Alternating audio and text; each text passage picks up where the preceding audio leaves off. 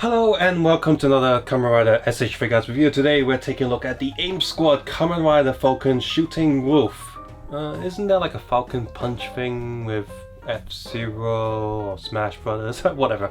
So yeah, the Blue Rider, secondary rider of the show. Pretty cool. So far the show has been pretty good and for the most part consistent with its quality, not just in the writing but also in the fight scenes as well. They're way more dynamic than what we've seen in ZO or Build, so that's awesome. I'm really enjoying the show right now. I'm also really enjoying the figures, and for those of you who don't know, I have pre-ordered the Cheetah figure as well as the two Dark Riders that are coming out, and I'll probably pick up Bowser as well and the red sort of wing one that they have right now, so yeah.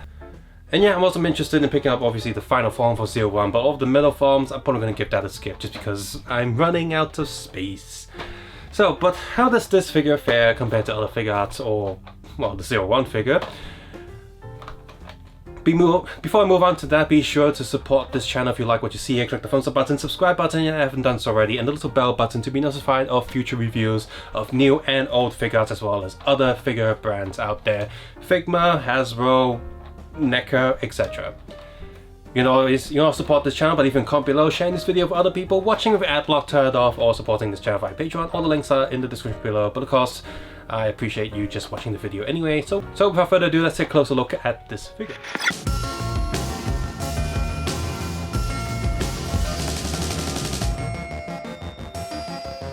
Looking at this figure here, he is exactly 6 inches tall, or just under 15 centimeters tall.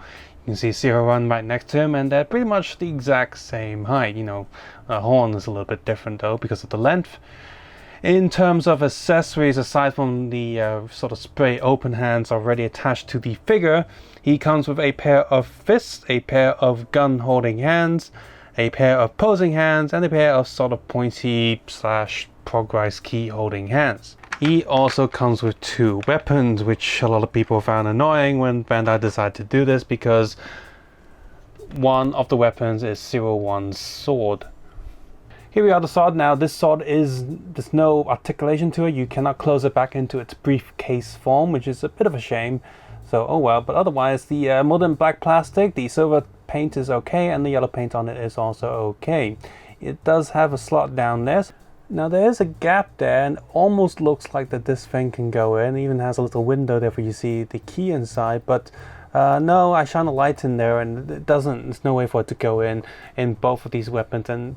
But the gap is there, and it is thick enough for the actual key. If you push it the other way, it's not going to go in because there's a bump there, but otherwise this regular side does go in to a certain extent. So it almost feels like that these were designed for you to have a closed key that they just didn't release, so makes it feel like we're missing an accessory.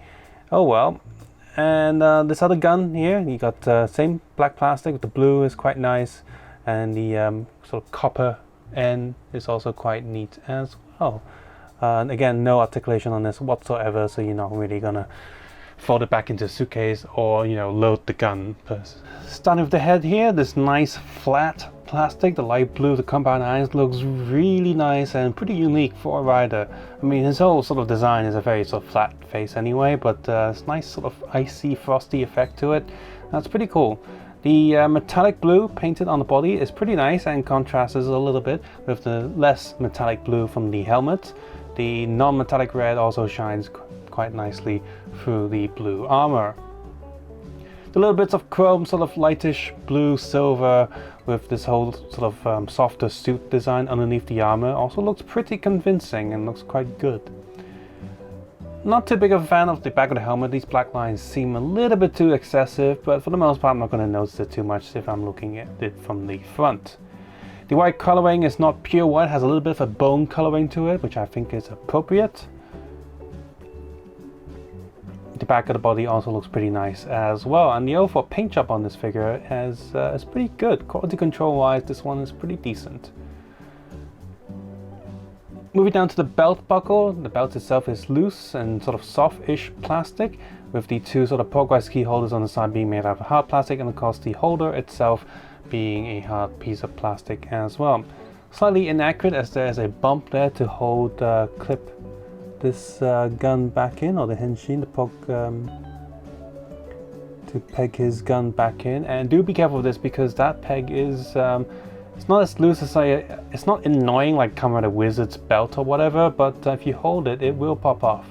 It's just one of those things that I found posing the arms and stuff, bumping into it, can cause it to pop off. So in long terms, it might get a little bit annoying. But if you're just posing him for the most part, as long as you don't touch it, it's not going to come falling off. Unfortunately, while you can remove the progress key from the gun itself, as you can see that the key is quite secure in the gun itself. Got a little bit of blue coloring on the back. The molding detail is spot on, but of course it is lacking in sticker detail. Just the logo is printed on there, but the body of the progress key doesn't have any of the key details, which might be disappointing to some.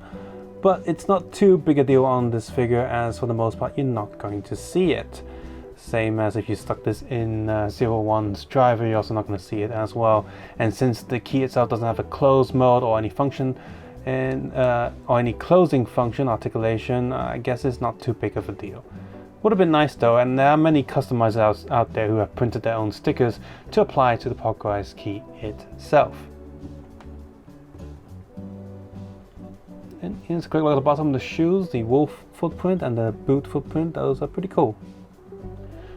In terms of articulation, he has got the double head and neck joint, although his neck is a little bit on the shorter side, as some people have mentioned, so it does get in the way of some of his poses and articulation, especially when he's looking to the side. The shoulder armor thing does get in the way just a little bit, but overall you can look quite far down, quite far up, sideways, and full rotation there. Very smooth movement indeed. It also goes quite far back without cutting it up, and quite far forward. That's pretty awesome. The detailing of the undersuit does go quite far up, so again, that's really good. That's a very tight design.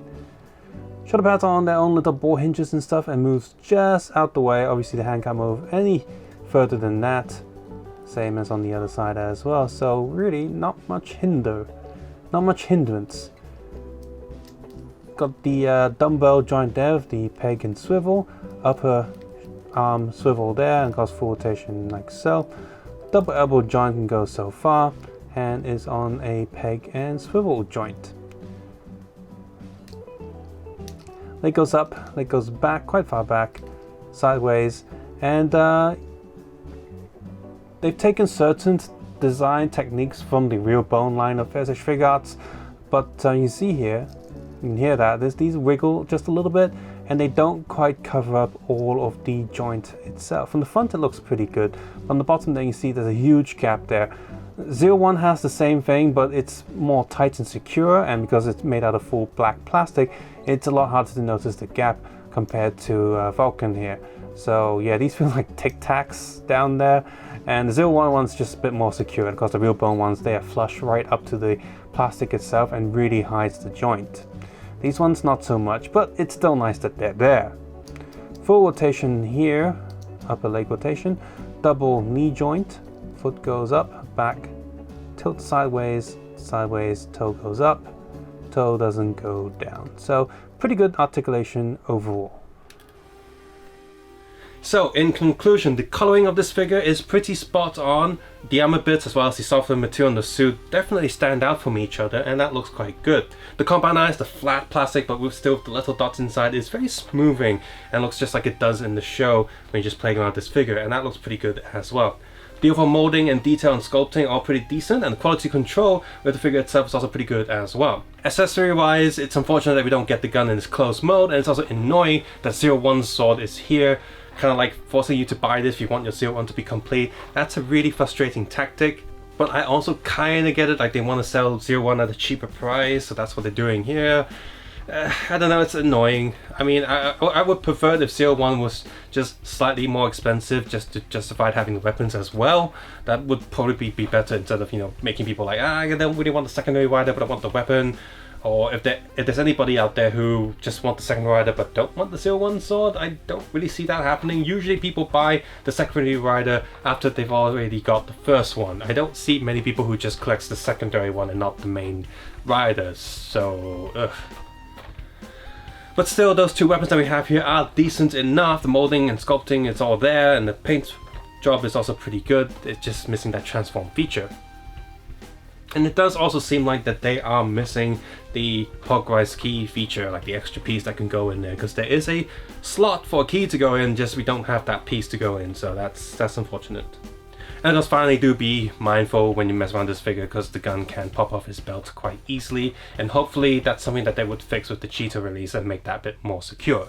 Overall, if you're a fan of the show, you definitely enjoy this figure. It is a pretty good secondary rider figure to pick up. If you're a casual rider fan, then maybe give this one a miss. But if you're someone who's just picking up secondary riders as well as the first, this one is definitely a good figure to pick up. And if you're a big Kamen Rider fan, a big 01 fan, you probably want to pick this up anyway, and I do recommend it because it is a good figure, pretty fun, good articulation, and also quite a good design as well. I really look forward to picking up the Cheetah Figuarts now when that gets released, because that's also a figure and form that I really enjoyed. When they first announced 01 and showed off the 5 riders that we get from the beginning, I thought all of them looked pretty cool, and I'm glad that also translated quite well to the figures. So I definitely look forward to picking up more of the 01 riders. As always, take care, have a nice day, I'll see you guys soon. Bye right now.